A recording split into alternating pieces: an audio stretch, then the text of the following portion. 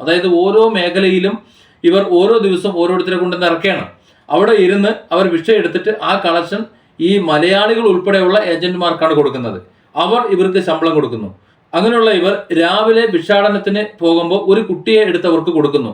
ഇതിൽ പല കുട്ടികളും ഉറങ്ങുന്നതായി, അതായത് എല്ലാ സമയവും ഉറങ്ങുന്നതായി മുമ്പ് പലപ്പോഴും നമ്മൾ ശ്രദ്ധിച്ചിട്ടുണ്ട്. പല കേസുകളും ഉണ്ടായിട്ടുണ്ട്. അതായത് മയക്കുമരുന്ന് കൊടുത്തിട്ടോ മറ്റോ ഇതെപ്പോഴും ഉറങ്ങിക്കൊണ്ടിരിക്കും, ഒരിക്കലും അത് ഉണർന്നിരിക്കില്ല. അതുപോലെ ന്യൂസ് 19 പറയുന്നത് പോലെ ഈ കുട്ടികളെ ഒക്കത്ത് കൊണ്ട് പോകുമ്പോൾ രാവിലെ മുതൽ വൈകുന്നേരം വരെ ഇവർ ഫോളോ ചെയ്യുമ്പോഴും ഈ കുട്ടിക്ക് എന്തെങ്കിലും ഒന്ന് കൊടുക്കുന്നതായിട്ട് ഒന്നുമില്ല. ആ കുട്ടിയുടെ കണ്ണുകളിൽ മരണഭയമാണ് എന്ന് വളരെ വ്യക്തമായി അവർ പറയുന്നുണ്ട്. അത് ശരി തന്നെയാണ്. കാരണം ഈ കുട്ടികൾ അവരുടേതാവാൻ വഴിയില്ല.